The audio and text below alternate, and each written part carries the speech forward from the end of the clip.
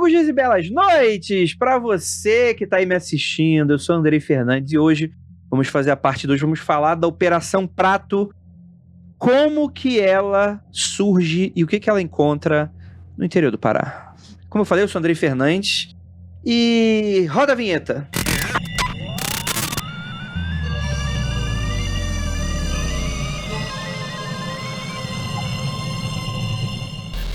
Roda a vinheta é muito anos 90, né? Roda a vinheta. Roda a vinheta. Roda o VT. Roda o VT. Roda o VT há muitos anos 90. Eu estou aqui com o meu queridíssimo César Gaglione. E aí, querido? Olá, mais uma vez aqui. Mais uma semana.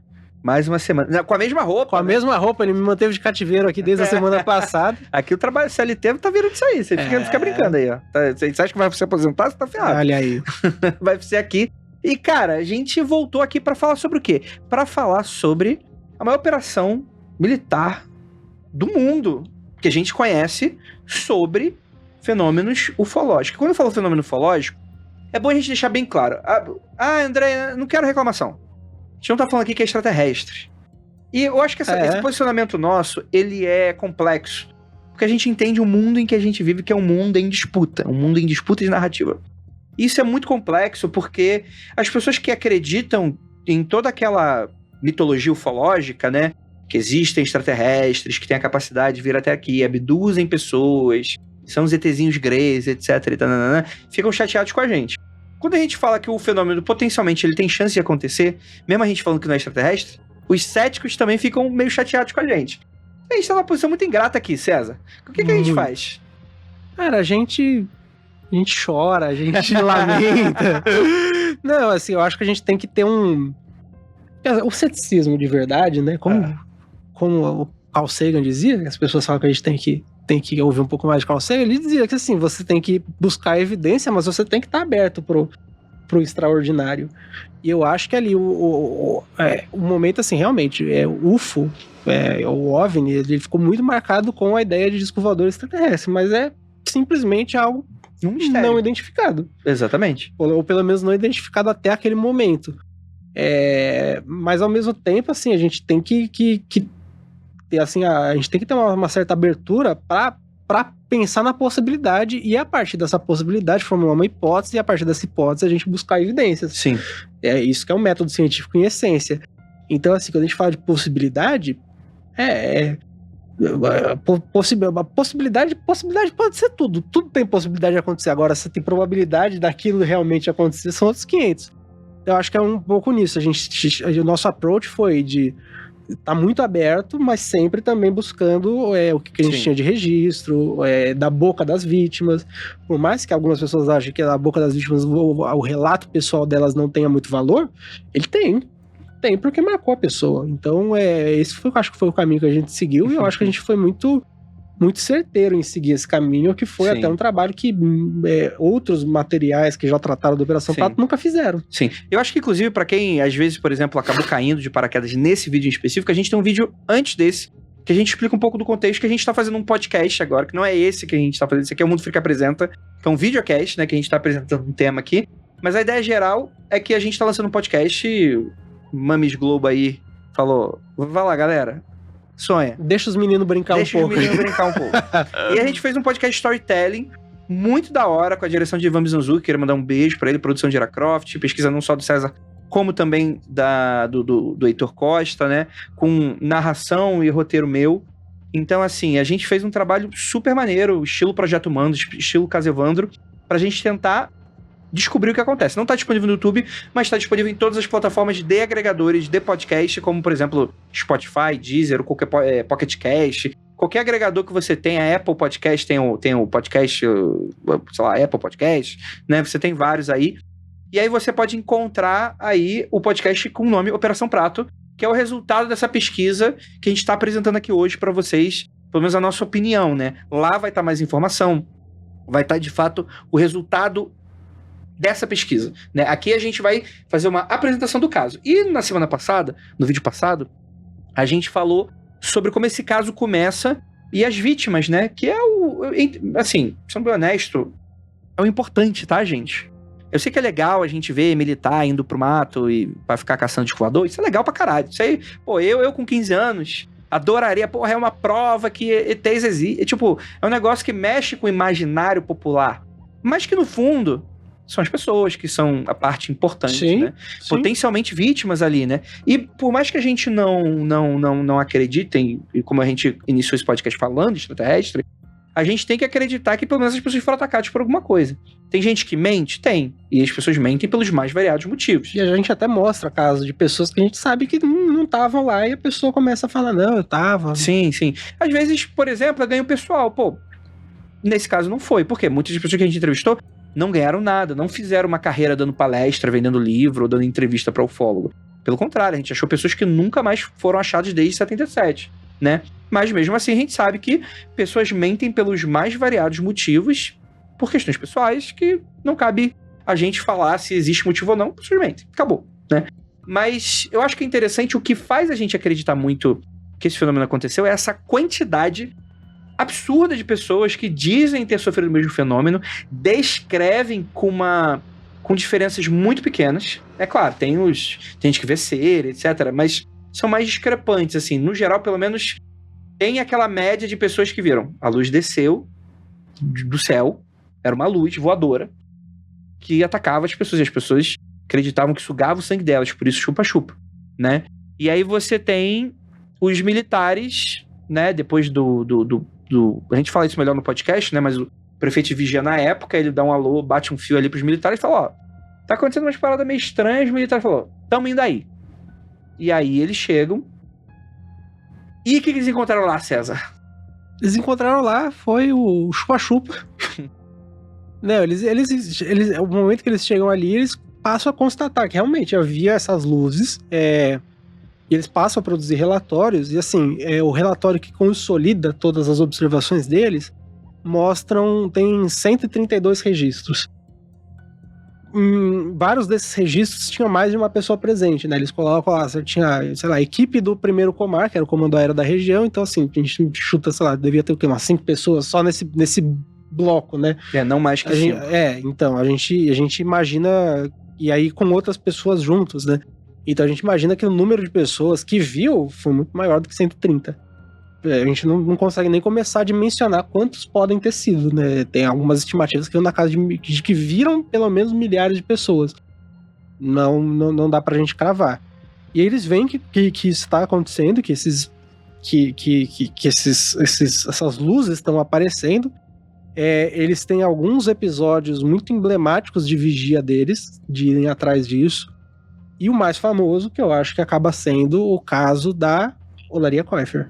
Sim, que é um caso que eu não sei se você quer puxar isso aqui agora. Então não vamos puxar, porque você vai ter que ouvir o podcast. Você vai ter que ouvir o podcast para saber o que estamos falando, porque eu não vou falar mais do que isso, que eu não deveria nem ter falado.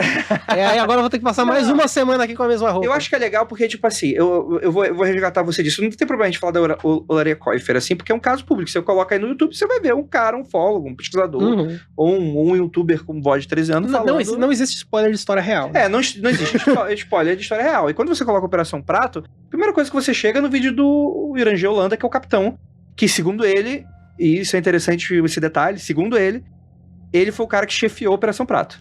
Ele foi o cara que liderou a Operação Prato. É um capitão do exército, que se torna coronel no final da sua carreira, né? E ele decide, depois de ir pra reserva, ele vai dar entrevista para 2 ufólogos. 2 grandes ufólogos, aliás, né?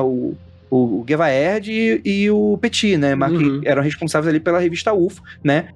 Naturalmente você encontra eles em muitos casos ufológicos, assim, não são apenas eles, óbvio, mas nesse caso está centralizado muito neles por causa dessa, eu imagino, uma vitória pessoal dele. Ele falou, pô, se sou eu, como pesquisador, tô ali trabalhando, tentando fazer vazar coisa, o relatório não existia ainda, o relatório era vazado, ninguém sabia se aquele negócio era real, com fotos ali que ninguém sabia se era real, assim... A pessoa acreditava na fonte, mas até aí uma pessoa acredita na fonte, eu acredito na fonte e você acredita na fonte é outra coisa, né? Mas aí chega o cara que foi o cara que liderou a parada e fala: aconteceu, foi pica demais. Ele não usa essas palavras, né? Mas, enfim. Mas ele tá morando no Rio de Janeiro, né? Talvez fosse 30 anos depois. Capaz é fácil. Foi pica. Foi foda. Mas, tipo, é legal porque ele fala tudo, assim. E fala coisas muito extraordinárias, né? Inclusive esse da Olaria Koifer, né? Ele fala que foi durante uma vigília, que depois que um cara, ele vê um ser de luz saindo dessa luz, desse objeto. É que eu evito falar nave, porque isso são esses pequenos detalhes que vai construindo no imaginário popular o que as pessoas querem que você acredite, né? Saindo dessa nau. Dessa nau, desse veículo, dentro dessa característica, se sai um humanoide ali, aquilo é um veículo, né? Ou, sei lá, podemos falar isso, né? Mas a gente não sabe exatamente o que é. Sai esse ser e, enfim, persegue esse cara que ele tá dentro ele era um funcionário da olaria, e aí o Capitão Landa vai, e eu acho que esse é o momento mais impactante ali, em que ele fala do tipo... não, a gente foi lá, e a gente fez uma vigília na madrugada ali, próximo ali, era num rio, né? Então eles vão pra uma pequena ilhota ali no rio, e eles começam a filmar e um OVNI gigantesco, assim, que ele fala, né? Segundo ele descreve como uma nave, e ele usa bem essa palavra, com o formato de uma bola de futebol americano, avermelhado, grande, assim. E tem muita gente, inclusive, que mistura esses dois relatos. Falam que ele filmou um ser saindo, mas não filmou, não. Segundo o que ele fala, ele filma só o objeto se aproximando. Ele até fala, cara, ali a gente deu uma tremida na base, porque, pô, a gente achou que a gente fosse abduzido ali na hora. Você tá lá numa ilhota, no cu da noite, no cu da madrugada, e vem um troço desse, cara, penso que pode ser a pessoa mais cética do mundo, mas se eu tô ali, meu amigo, sim, eu não ia ficar bem, eu ia dar uma tremida na base, lógico. E eu acho que é interessante porque a gente não tá falando aqui nenhuma novidade, enfim, acho que a novidade tá no podcast que a gente dá todos os detalhes e vai fazendo a confrontação. Porque, por exemplo, isso é uma das coisas que as pessoas questionam. Pessoas que leem o relatório e que de fato estão interessadas em fazer uma pesquisa séria. Que é o seguinte, o que ele descreve não tá exatamente no relatório daquela forma. E aí você vai ter pessoas que vão tentar embater o que tá nos relatórios, com o que deveria ter acontecido, de fato, com o que relatos como o do Holanda falam. E eu não tô, de maneira alguma, falando que o cara tá mentindo, algo... Pelo contrário, a questão não é essa. Até porque a gente descobrir por que isso não tá no relatório pode significar até outras coisas que são piores ainda. Que é o quê? Que talvez estivesse e alguém subtraiu e publicou uma versão incompleta. Por qual motivo? Ainda mais naquele momento da ditadura que a gente tava, até bem plausível de você imaginar que pudesse ser o caso. Não seria, assim, se a gente conseguisse comprovar isso, não seria uma surpresa. Falar, beleza, né? E a gente sabe hoje, né, tá lá no podcast, outros ufólogos falam isso, que o que foi publicado hoje o relatório ele tá no Arquivo Nacional, disponível. E a Aeronáutica fala, tudo de Operação Prato já tá disponível no negócio aí. E a gente sabe, assim... Dá processo a gente falar que a Fábio tá metendo um causão? Pessoas que a gente entrevistou falaram que a Fábio está dando um causão. Tá, tipo assim, não. Algumas pessoas falaram que não é bem isso aí, não. Quem sou eu? Quem sou eu pra falar, assim? Mas assim, brincadeiras à parte, isso é algo muito interessante. Por quê? Porque, naturalmente, pode estar sendo falado a verdade num ponto de vista de talvez já tenha existido mais materiais, mas ou eles se perderam, ou eles foram destruídos. Existe chance disso acontecer, e não tem ninguém mentindo aqui nessa história. Não, realmente, o que a gente sabe, e aí depois o editor corta se não puder falar essa parte, o que a gente sabe é que até 2005 existia mais coisa. Ali. Assim, até mais coisa. Existia mais coisa até 2005, a gente sabe. Tá bem... Depois disso, aí isso é outra história. Sim, isso é verdade. E eu acho que isso é legal, porque, tipo assim, quando a gente estiver falando isso, os episódios já saíram. Então, assim, não acredito que seja spoiler como a gente falou, é um caso histórico, né? Então, é complicado dar spoiler, mas se, por exemplo, você tá muito impressionado aí, vai lá escutar o podcast, porque a gente vai calmamente, bem didaticamente, construindo o que é esse momento. Esse momento tá no nosso 9º para 10º episódio ali, né? Um episódio que uma temporada que são 12 episódios, então tem bastante coisa ali nesse sentido. E o caso da Laria Koiffer não é o único caso emblemático, assim, nesse sentido. Você tem diversos outros casos, né? E aí você tem toda essa investigação que a gente também vai fazendo, né? E eu acho que é bom a gente até falar assim que, poxa, a gente tá puxando a sardinha, porque, claro, a gente trabalhou num projeto sobre isso, mas a gente tem que exaltar o trabalho de vários ufólogos e pesquisadores super profissionais que foram responsáveis por ter o que a gente tem hoje. A gente tá sobre ombros de gigante dentro desse sentido de que, pô, a gente tá pegando um trabalho, muito do trabalho já tá meio que feito, né? E o que a gente tá fazendo é rebatendo e refazendo um outro tipo de trabalho por cima, que é justamente indo até onde eles não conseguiram. E é justamente pegando isso e amarrando e tentando amarrar com todo mundo. Então, nosso interesse não é falar que o ufólogo tá mentindo, não é falar que militar tá mentindo, não é nada disso. Nosso trabalho é, aproveitando que a gente tá na última oportunidade de pegar todo mundo que tá vivo ainda vivo, Sim. porque muita gente não infelizmente não está conosco, né? Estamos pegando as últimas oportunidades de pegar as últimas pessoas que estão vivas. Então, a oportunidade, cara, tem que conversar com todo mundo. Tem que conversar com o ufólogo, com o pesquisador, com o jornalista, com pessoa que diz que foi atacada, com o militar.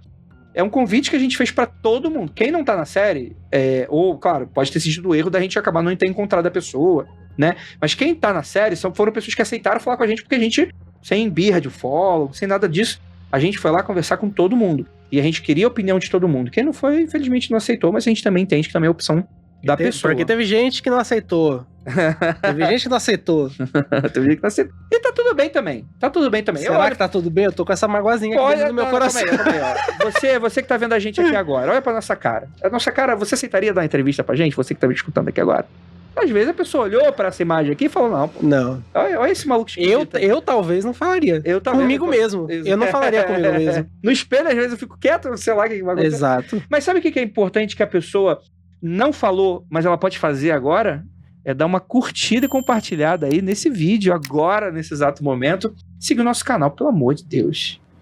Pô, um conteúdo desse maravilhoso. Maravilhoso, cara. Menos de 30 mil inscritos é sacanagem. Sacanagem, né? Pô, é sacanagem. Isso daí é inaceitável. É inaceitável. É inaceitável. Então eu recomendo você dar uma curtida nesse vídeo, compartilhe com seus amigos, siga o nosso canal, clica no sininho, todas aquelas coisas de YouTube aqui, a gente que é podcast, a gente fica todo confuso aqui na hora de dar essas porra aí. Mas enfim, voltando a falar de Operação Prato. Operação Prato se encerra de uma maneira muito abrupta, a gente falou isso no outro vídeo. E a gente tenta investigar o porquê. A gente não tem uma decisão muito oficial do porquê isso aconteceu, mas a gente tem alguns indícios. Através de pessoas que foram topando conversar. Aos poucos, né? Que as pessoas, que existe, já naquela época existia e hoje ainda existe um tabu muito grande, tipo, cara, você vai ser desacreditado. Sim. Dependendo do cargo que você ocupa ou da instituição que você ocupa, isso daí assim, vai te completamente te ostracizar. Sim. Sabe? Não, então, assim, existe ali um componente de um certo ato de coragem dessas pessoas, independente de juízo de valor, juízo moral de quem elas eram, do papel que elas cumpriam no governo, que era um governo de ditadura. Existia ali um componente de, tipo, queremos falar sobre isso, nem sempre podemos. Sim. Então, eu acho muito, muito rico a gente ter esse momento ali. Sim, com toda certeza, né? E a gente tem esses indícios, a gente mostra mais ou menos o que a gente acha. Depois os relatórios eles vão sendo vazados. E eu acho que é importante você escutar o nosso 8º episódio do podcast, indo lá escutar. Porque... 8º não. 8º episódio. Que a gente conta, a gente acha o caminho do rato. Por quê? Todo mundo fala de Operação Prato. E o podcast que a gente decidiu fazer é sobre a Operação Prato. Mas mais do que isso, é sobre as pessoas que fizeram a Operação Prato. Porque um bom podcast, a gente acredita pelo menos nisso, um bom podcast é um podcast sobre pessoas. E a gente vai falar muito sobre esses personagens, quais eram as motivações dele, e tentar construir. É claro que hoje em dia, pessoas já faleceram, é muito mais complexo. Mas a gente vai meio que construir o que seria o semblante, quais seriam os objetivos dela. Por que elas fizeram o que elas fizeram? E a gente foi descobrindo algumas coisas no meio do caminho, inclusive damos a entender como que talvez ele tenha sido vazado, para quem ele foi vazado. Como é que isso acabou chegando, como é que a gente chega nessa entrevista do Holanda que a gente acabou de citar em 97, porque de 77, quando acontece os fenômenos, para 97, são 20 anos, quando ele decide falar. Sim. Né? E tem o fato também do próprio, né, é um tema, não sei se eu consigo falar a palavra, né, o Uranger... Ele se desviveu, isso que tem que falar na geração TikTok. Na geração de desviveu. O Uranger Holanda, ele acaba sendo encontrado morto 2 meses depois 2 meses? 2 meses depois da entrevista, um pouco antes dela ir pro ar.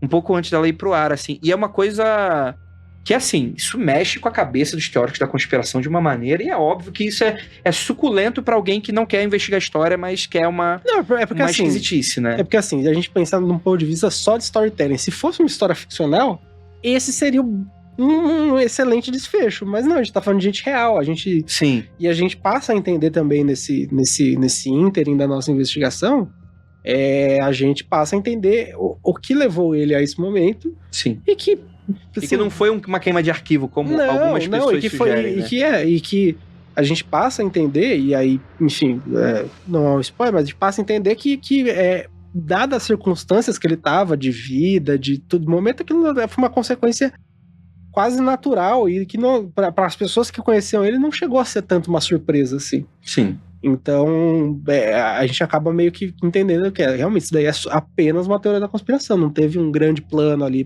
pra matar o cara, e foi uma coisa que aconteceu, sim. E que, enfim, acontece até hoje, todos até porque a dias. coisa já tava, assim, a gente dá os motivos do porquê, enfim, no podcast, mas eu acho que é interessante porque o contexto, ele é péssimo pra essa tragédia, justamente por causa disso e tal, né? Mas a gente tem muitos indícios, né, do porquê que acabou sendo feito da maneira como foi feito, etc e tal. E lembrar também que pessoas já estavam vazando esse negócio, já tinha 15 anos já. Operação Prata acabou, 5 anos depois já tinha coisa sendo vazada pra era uma coisa assim, era uma né? Coisa, quase uma lenda urbana, sim, que tava rodando ali. E se na ditadura ninguém fez nada, pô, não vai ser na Nova República que a galera vai fazer alguma coisa, tipo, exatamente. Com menos costas quentes e com mais a imprensa em cima, não é o tipo de coisa que faria sentido, né? Exatamente. Nesse sentido, né? Exatamente. Então, não tem como você imaginar num momento ali que a estrutura do SNI, que era a nossa agência de inteligência, ela já estava bem enfraquecida. E aí a SNI era a nossa ABIN da época, né? Isso, a ABIN é meio que uma sucessora do SNI.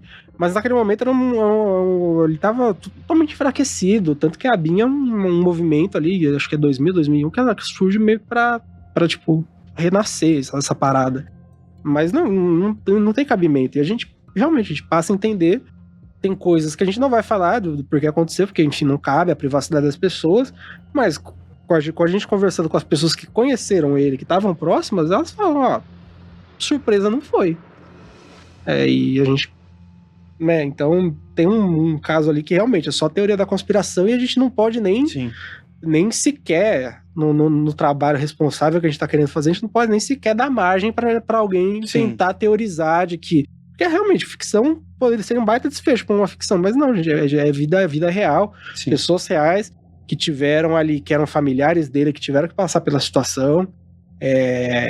Enfim, isso também é público na entrevista, em algum material da revista UFA, a filha dele que encontrou ele. Pô, imagina, é um impacto você encontrar seu pai numa situação horrível dessa, né? Então, a gente entende que, tipo assim, beleza, tem gente que pensa que poderia ser isso, mas não foi. Isso definitivamente a gente consegue cravar. Não foi uma questão nesse sentido. Sim.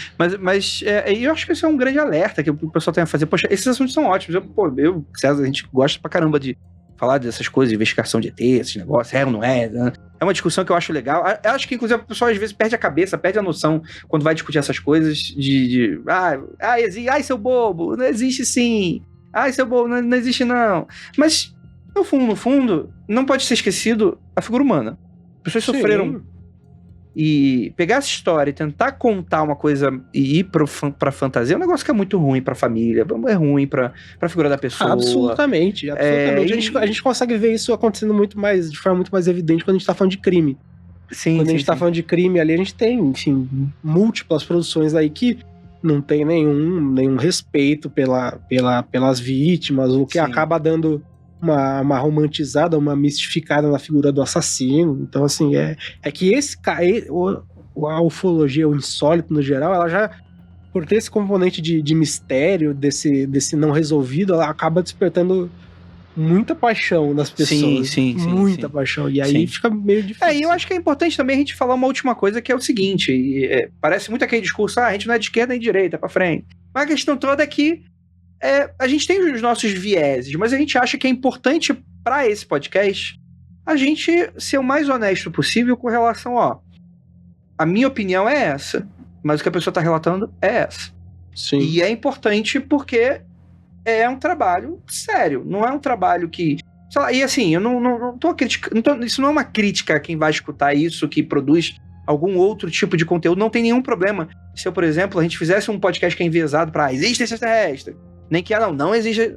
É mais no sentido de, é tão legal você tentar resetar tudo, formatar o PC e começar do zero a ver uma história tão antiga, tão cheia de paixão, tão cheia de coisa, e ver de fato o que aconteceu. Isso é uma oportunidade pra gente que é única, assim, nesse sentido. Então não é exatamente uma crítica, nem falando que a gente tá sendo isento, ou a gente tá acima do que as outras pessoas estão falando. Não, pelo contrário. É porque a gente tem essa coisa mais do tipo, pô, vamos ver o que de fato aconteceu? O que meio que pegando aquela chave de fenda e apertando até o máximo possível, até onde dá, o que aquilo vai trazer pra gente. Isso eu acho que é o tesão de estar trabalhando com o rolê também desse. entender que muitas vezes a gente não vai ter desfechos perfeitos para as coisas. Porque aí a vida é assim, né? Exatamente. A gente vai ter... E aí é uma posição absolutamente pessoal minha, eu não me incomodo tanto quando eu chego numa coisa que ela não tem resposta. Sim. Eu aprendi, talvez, a entender que talvez o mistério Sim. tá ok. Isso é completamente contra-intuitivo na nossa própria evolução humana, do nosso cérebro e tudo, que a gente quer resposta pra tudo. A gente não consegue não ter resposta. Mas, enfim, as coisas elas não se desenrolam como a ficção. Sim. E a gente... Ó, César, achei que esse nosso discurso tá muito bunda mole. A grande verdade é... Eu gostaria muito de agradecer a você que tá escutando, meu Deus do céu, podcast, escutar.